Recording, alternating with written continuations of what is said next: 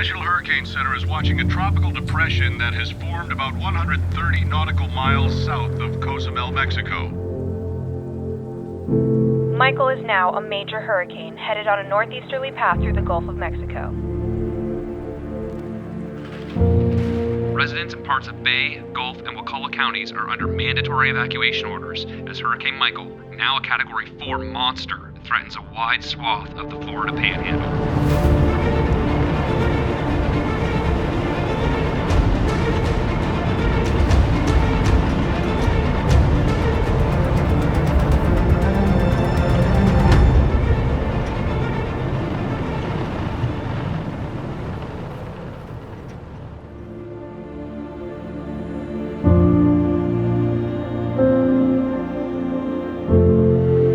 Hurricane Michael was the third strongest storm to ever hit the U.S. The impact was devastating.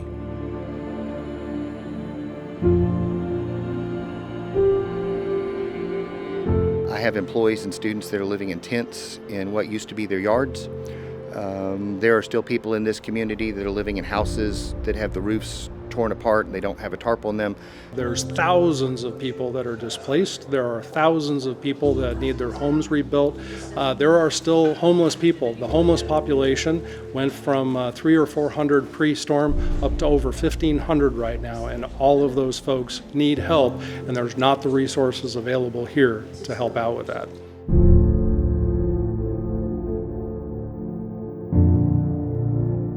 Prior to Hurricane Michael, we had about 800 vacation rentals and hotel rooms, campground sites, etc. In August of 2019, we have about 30. So we have a long way to go in order to recover our economy. Mexico Beach has always been known as Old Florida, and that part won't change. So we're very excited about what's in store for Mexico Beach, and there's a lot of opportunity for people who want to help make Mexico Beach, a new community. Whether it's shopping at our shops, eating at our restaurants, drinking at our coffee shops, that's the kind of support that will help enable the domino effect to keep on rolling forward for other businesses to get back open.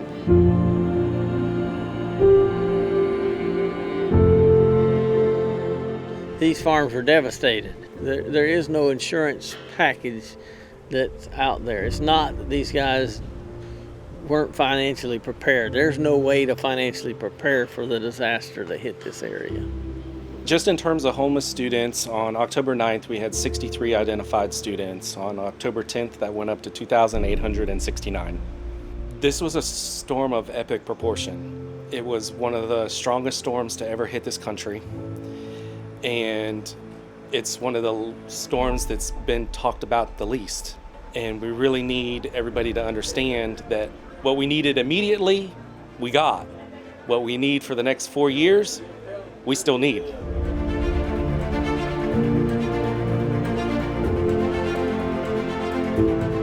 Our county parks are destroyed, our schools are destroyed, our hospital sustained unbelievable damage, our local post office, sheriff's office, courthouse, police departments, businesses. We need support for our hospital. Our hospital is the economic driver for Calhoun County. If we do not have a local hospital, then all of the assisted living facilities, the prisons, and the nursing homes will have to close down because there's state law that requires you to be within so many miles of a hospital. We are very thankful for everyone that came in, but we need the guidance and advice to move forward and to rebuild. We're not asking for a hand out, we're just asking for a hand up. This isn't halfway around the globe, this is North Florida. And we need to stand up and act quickly to make sure that these people understand that the hope is here, that the help is here, and that the hope is not gone. In April, the hurricane was upgraded to a Category 5, the first one to strike the U.S. in more than 25 years. But aid would be slow to come. Despite persistent advocacy by the North Florida Legislative Delegation, it took nearly 7 months for the Florida legislature to approve state hurricane recovery money, and nearly 8 months for Congress to pass and President Trump to sign a federal disaster package. If you look back, for example, in Andrew, it took 31 days for the federal government to take action. With Katrina, it only took 10 days. For Michael, it took 8 months. So the question is, what did the people do for those 8 months? Thank goodness for the generosity of people throughout this state and throughout the country, quite frankly, who stepped up and are helping. Rebuild 850 is a perfect example of that. In the meantime, former House Speakers Alan Bentz and Will Weatherford and former Congresswoman Gwen Graham created Rebuild 850 to raise private dollars, enlist volunteers, encourage investment, and promote tourism. Most importantly, Rebuild 850 has kept the plight of the Panhandle in front of the public. Still, 8 months after the hurricane, a survey found that more than 2 in 5 Floridians thought life in the Panhandle had returned to normal, and 3 out of 4 would not consider donating money for ongoing needs.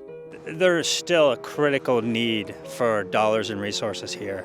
I can't help but think, had this been a more populated part of the state, that this would be the number one focus of the legislative session. These people don't want a handout. And so I think one of the things that is making this storm difficult from a media coverage perspective and from an awareness perspective is they're not marching in the streets. There aren't riots. They're very calm and composed. The small churches in those small towns, the civic organizations, the nonprofits are in many ways stepping up and doing the job that our federal government and our state government should be doing. We've got to get some help into this area.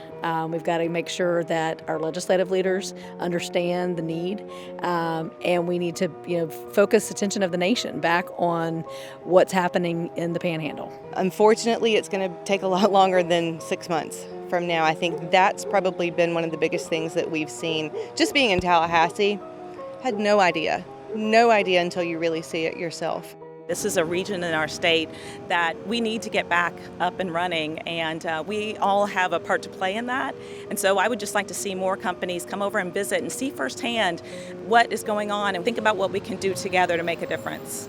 There are a lot of opportunities in all of the communities that were hit by Hurricane Michael.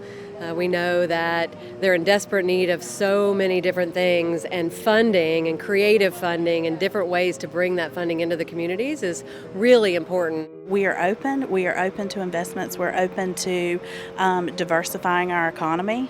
We are looking for people to come and help us recover, and it could be mutually beneficial. So we invite anybody to come sit down with us. We've got some great ideas. We just need a partner.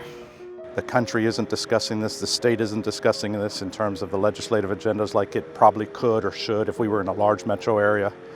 Doesn't mean it doesn't deserve it, it just means that we're not visiting this enough. Anybody who's traveling through here, anybody who visits, anybody who's listening to this really needs to take a stand and rebuild Florida.